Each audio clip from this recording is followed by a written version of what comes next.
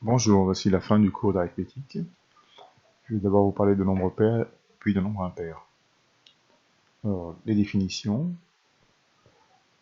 On dit qu'un nombre entier relatif A est pair si il est un multiple de 2. Autrement dit, c'est très important, si A peut s'écrire sous la forme A égale à 2 fois K, où K est dans Z. Alors A égale 2K, c'est parce que lorsqu'on divise A par 2, le reste de la division euclidienne est 0. Et donc ça revient à dire que c'est bien un multiple de 2.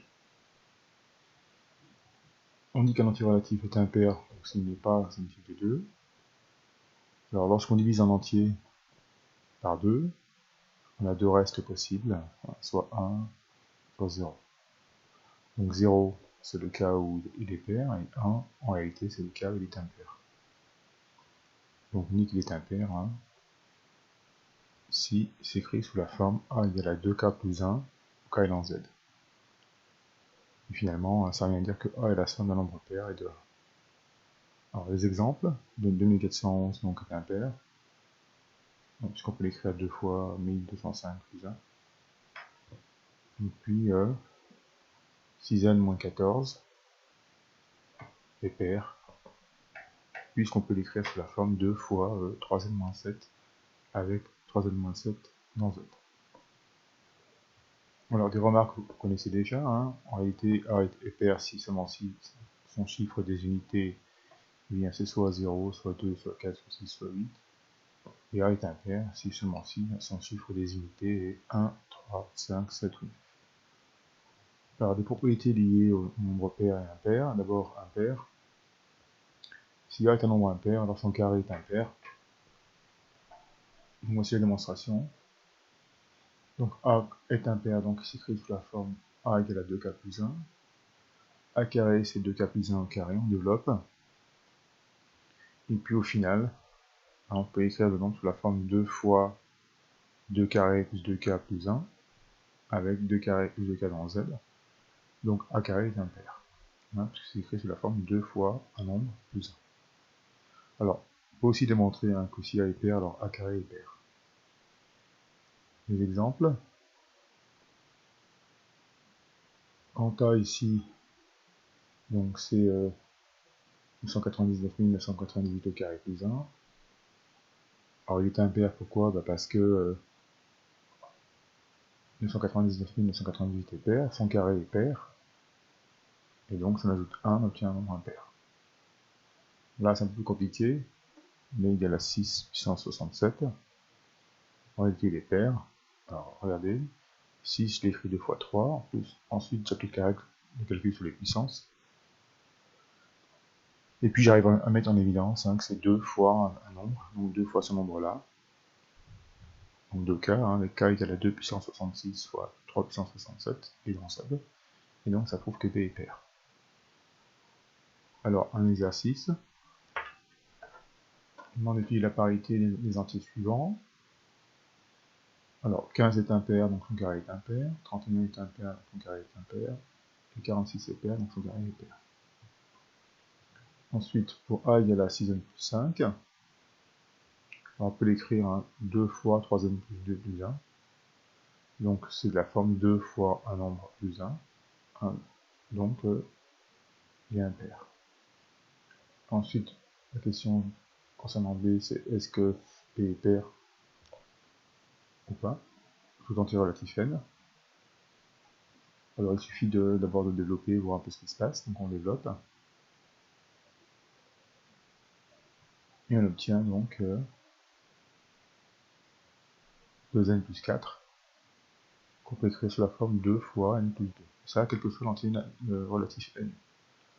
Donc B s'écrit sous la forme 2 fois k, et k ici égale à n plus 2 dans z. Et donc ça prouve que pour tout entier relatif n, B est pair.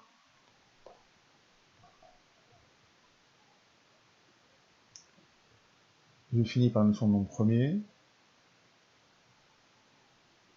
Voilà, on parle uniquement de nombres entiers naturels, c'est-à-dire qu'on considère que les entiers relatifs positifs.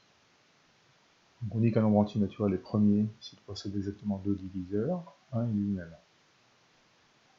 Alors, voici des exemples de contre-exemples. 17 est premier, hein. C'était que 1 et que 17 qui le divise. 1 n'est pas considéré comme premier parce qu'il possède un seul diviseur. On va avoir deux diviseurs différents, 1 et lui-même. 2, c'est la somme entière paire premier. Et puis par exemple, si vous prenez un entier naturel pair supérieur à 2, il n'est nécessairement pas premier, puisqu'il est divisible par 1 par lui-même et par 2. Alors la liste des premiers nombres entiers à connaître, c'est une pratique. Et puis une propriété importante qui dit que tout nombre entier naturel, soit il est premier, soit on peut l'écrire sous la forme de produit de nombre premier.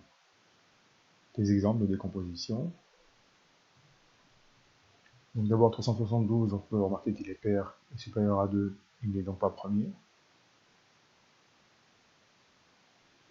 Et voici sa décomposition en facteur premier.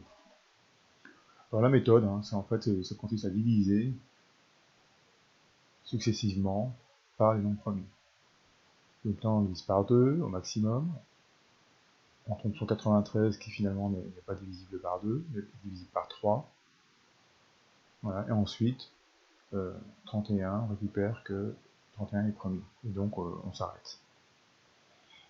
Au final, j'ai écrit ici la décomposition.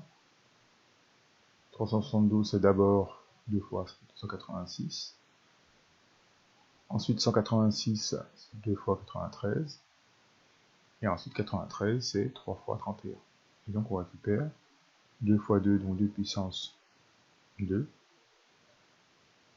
fois 3, fois 31. Alors cet exercice-là, je vous laisserai le faire. Donc faites comme je viens d'indiquer, divise successivement par les nombres premiers.